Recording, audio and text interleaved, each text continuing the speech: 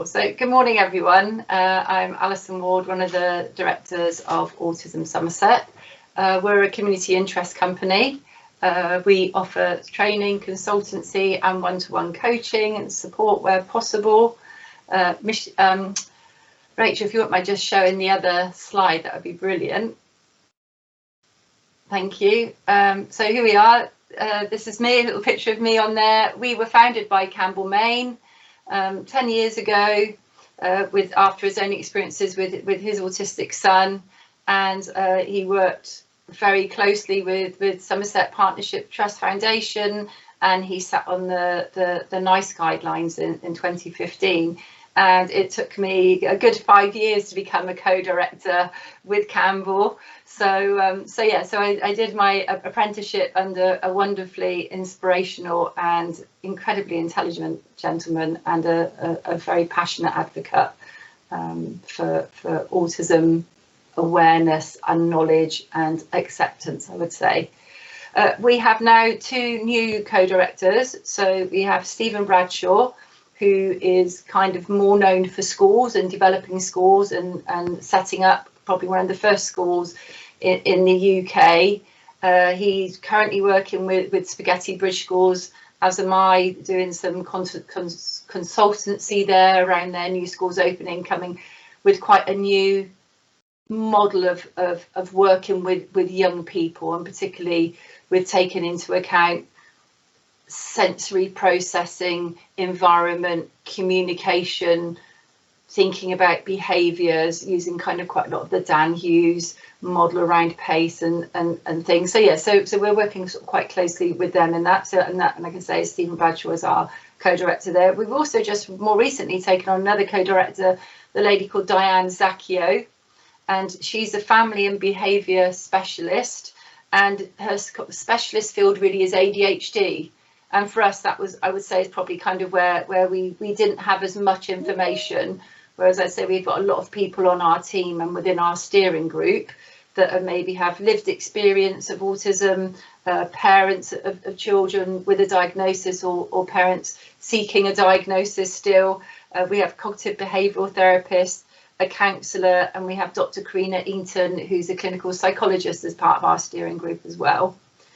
So that's kind of us, and then me. So yeah, so I'm a parent, and I've spent the whole of my life really on this journey. And even though my children are older, we are still on this incredible personal growth for me as parent. Incredible personal growth, and also incredible learning as well.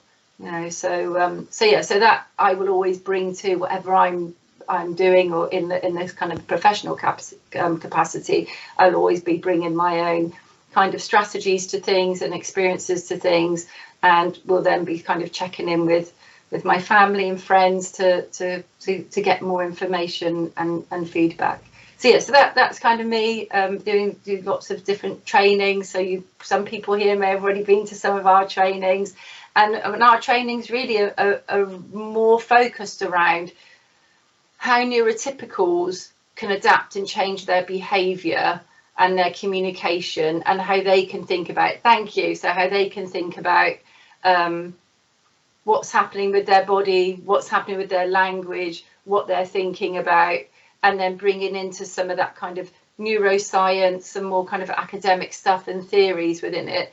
But mostly focusing on for neurotypicals to thinking about what they could do differently. So that's kind of really where our training comes from. I'm very fortunate. Sometimes we'll have someone come and assist me who has a diagnosis. I'm also very lucky that some of my children will also come along, and as siblings we'll have conversations and offer some of their perspectives and how parents can help siblings as well. So sometimes that can be really helpful. So it definitely is a family run and family informed trainings that we offer, even though they're quite often for professionals as well as for families. So at the moment we do have some free courses going on. So where are we now? February 2022. So we do have some free courses available. They're funded through Somerset Skills in Learning, which we're very lucky to be able to do that, not only for autism, but we also have some training around anxiety. So anxiety is also sort of kind of one of the key areas that we've kind of developed certainly over the last 10 years, where we've realised that, yeah, actually, anxiety is also a big driver behind some of the challenges for neurotypical people and for neurodiverse individuals as well. So we've kind of focused quite a lot of our attention on that, less on the diagnosis and maybe adapting things, actually, but primarily looking at this idea around what can we do to help people when anxiety starts to become a bit habitual or circular and becomes a strategy for avoiding or for not participating. So we've been working very closely with other organisations on that as well. So anxiety training there that we've got on the slide. So we've got a mental wealth anxiety sessions running at the moment. They're 1 hour a week for 4 weeks. We also like to think that we can give people strategies as well. So strategies that people can go away, they try for a week and then come back and go, that did work, that didn't work.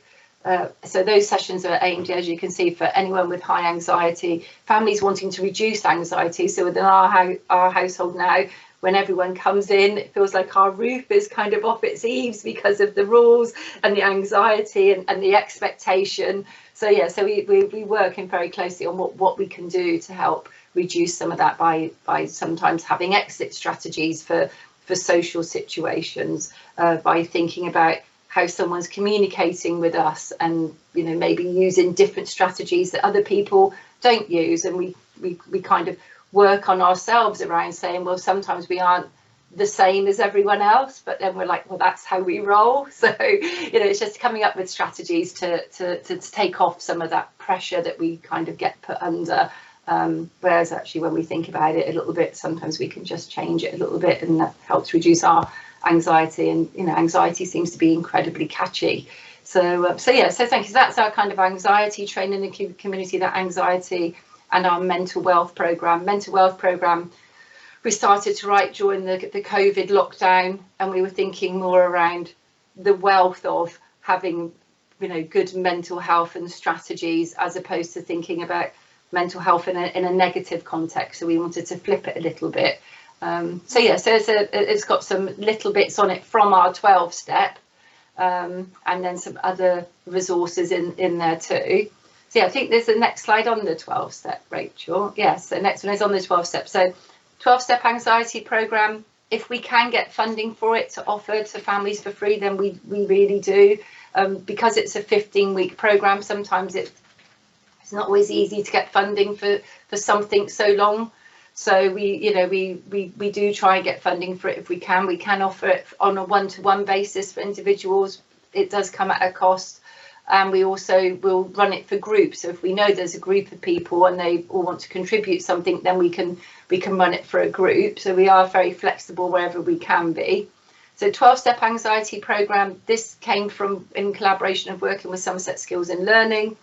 We were working with them with a project called the Real Project, and that was around how doing research around getting to know anxiety. So instead of it being over here and being afraid of it, how we kind of invite it back in and get anxiety to work with us like it's designed to, and to understand why sometimes some things may have made our anxiety have a lot more control in our lives. And if that's not really what we're wanting, how can we work alongside it so that it does work like it's supposed to keep us safe?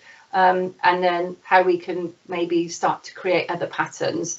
So 12-step anxiety came from that Real Project and some research and theory behind that. On our website, then there's some information around why it works in groups, so that's quite helpful just to know as well.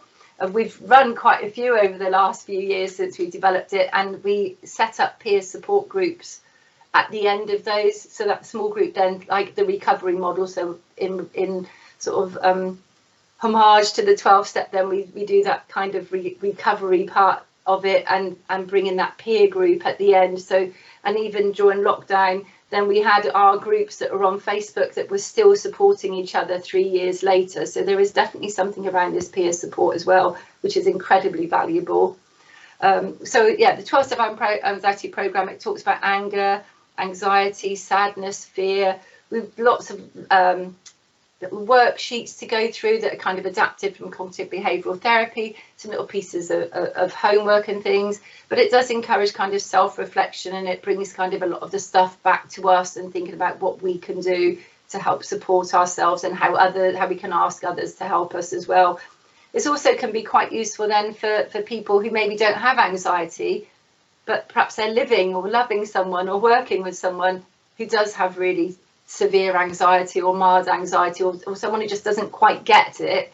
Then we kind of run our course for those people as well, so that they start to understand that they may be contributing, or they may not be helping, or they may be thinking that they're helping but actually they're not. So a little bit of exploration. So that's our kind of our 12-step anxiety program. You can go to our website. Yes, we've got our Autism Somerset website that you can go to. We are just putting an application for some funding, because we are very aware that our website does need updating. So we have put in an application to have our website updated. And so if anyone there who's listening and watching at the moment, or has a feeling around what they could add or contribute to our website, please do drop us an email and say, do you know about this organisation, or have you heard about this, or could you put this on your website? Please do contact us. Anyone who's been on our training, we will always say, if there's information that you feel we should be adding, or there's more updated information, then please come back and share that with us as well.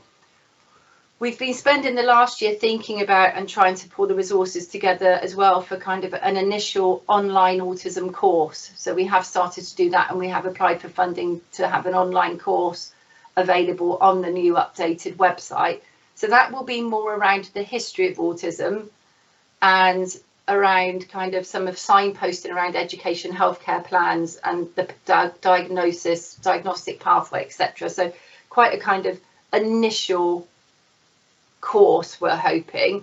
But again, if there is something that you're thinking, actually it'd be really good if on that website you had a little course that was about this specific topic, or there's more information we need to know, and you know that you can find it here, please do come back to us. So please do email me. So Rachel, I'm sure, will give everyone, my email's there, and Bella's email's there. Bella's a psychology student from Bath. She's with us at the moment. She's been with us for a year, and she's kind of having an opportunity to learn kind of what we do, and actually help design some of the things that we're working on at the moment. So that's been brilliant to have someone from uni coming to work alongside us and bring us up to date with lots of information and research, etc. But then going back to that, updating and populating our website, if there are particular courses that you're looking for, or information you're looking for that you can't find on our website but you find somewhere else, please do let us know. And if there's just anything that you would like, as in more links around, we need to get more groups together, or there are other ways of communicating, or the other things that we could be doing, please do let us know. Like, we're really open to hearing what we want to be delivering, what people want, and not what we think people need. So that would be really helpful to us as well. You've got the website there for the 12-step anxiety program. And the other thing from the 12-step is that we do offer a practitioner training. So if there's any professionals with us today, then feel free to contact us, because we